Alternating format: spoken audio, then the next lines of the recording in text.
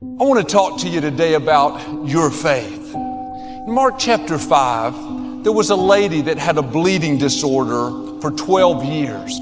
She'd gone to many doctors, spent all of her money, tried everything she could to get well, but nothing helped. She continued to go downhill. One day, there was all this commotion in her town. She found out that Jesus was passing through.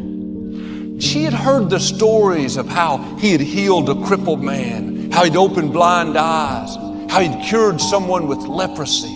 Something came alive on the inside. She thought, he did it for others, he can do it for me. She could have been discouraged, complaining, life is not fair, why did this happen? Instead, she said to herself, if I can get to Jesus and just touch the fringe of his robe, I know I will be healed. The problem was there was a great crowd surrounding Jesus. Thousands of people, all packed in, seemed impossible. Most people would have given up, thought, hey, it's not meant to be. Not this lady. She started making her way through the crowd. Excuse me, I need to get by. Pardon me, I have to get up front. I don't mean to be rude, but move out of my way. People looked at her like, what's this lady's problem? She was on a mission. She had a made-up mind. I'm sure she was weak. She had lost blood for years. She didn't feel like it, but she fought her way through the crowd. One version said she kept saying to herself, when I get to Jesus, I know I will be well. She was saying, I know healing is coming. I know things are turning in my favor. It's tough now. I'm tired, I'm weak, but I know I'm close to my breakthrough. The reason she could keep going is she kept the right thoughts playing in her mind. I can imagine she was so exhausted, she finally fell to the ground, had to crawl the last few feet. Just at the right time, she reached out and touched the edge of Jesus' robe. All of a sudden, Jesus stopped, said to his disciples, who just touched me? And they said, what do you mean? It's crowded out here. Everybody's touching you. He said, in effect, no, everyone may be bumping into me, but somebody just touched me. Somebody drew the miracle working power out of me.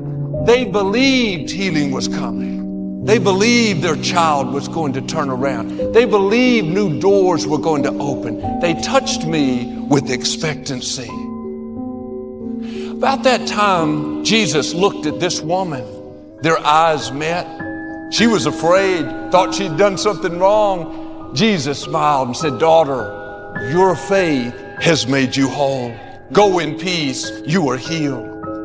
Notice the key was her faith. It was great that her parents were praying, her friends were encouraging her neighbors were cheering her on. That's all good, but there's nothing more powerful than your faith.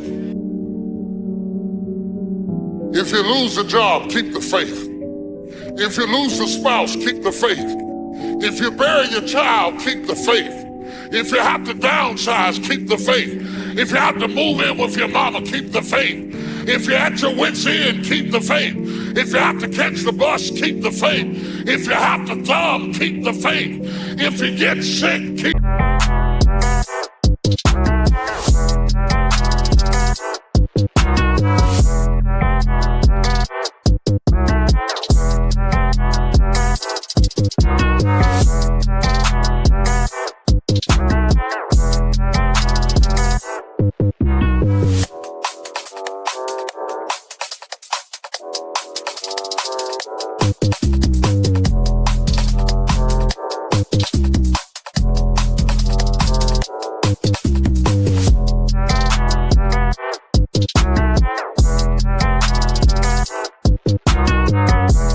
the faith. If you lose your kidneys, keep the faith. If you got heart trouble, keep the faith. You might not get a new heart, but you gotta keep your faith. When I think about giving up, it doesn't fit who we are. And if you're in the process right now, giving up on your marriage, giving up on your job, giving up on your children, giving up on your financial situation, whatever the situation may be, before you give up, you stop and ask yourself the question, does this fit who I am as a follower of Jesus? And this message is all about, when you ask God for something, God boxes it up, put your name on it, and he ships it the day you ask for it. Soon as you ask for it, he ships it. The problem with the package is, he never tells you the date that it's going to arrive. If he did that, it would destroy the one element that he requires, your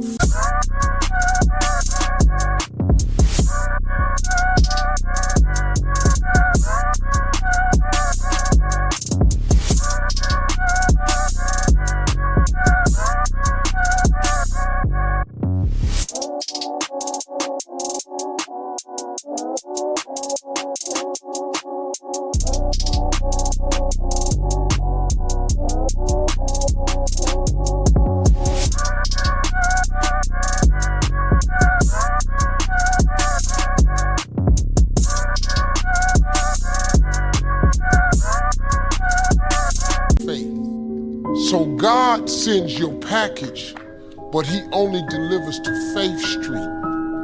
If you step off of Faith Street and you go over here to I Don't Believe It Boulevard, he don't ship there. If you step over here to I Don't See How Avenue, he don't ship there. If you step over here to Ain't No Way Circle, he don't ship there. The package only goes to Faith Street. What happens to the average person is that when the package arrives and you ain't on Faith Street, it's just like the post office and FedEx, UPS. If you ain't there, the package gotta go back. God is passing by. But if you're negative, I don't see how it'll work out. I never get any good break.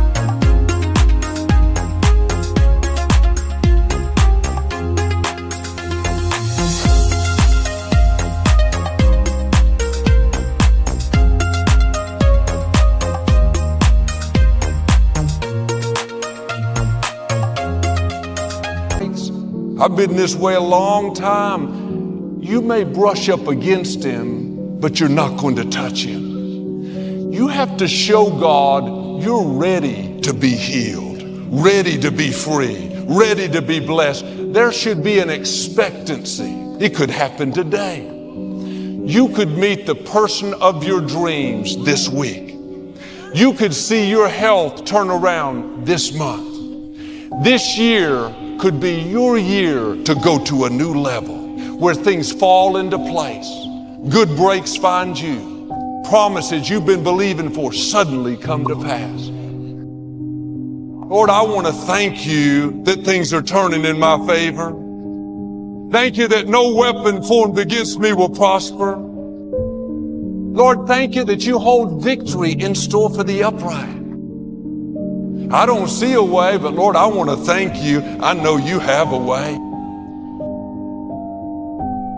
And keeping faith means sometimes believing God in the face of a bad report.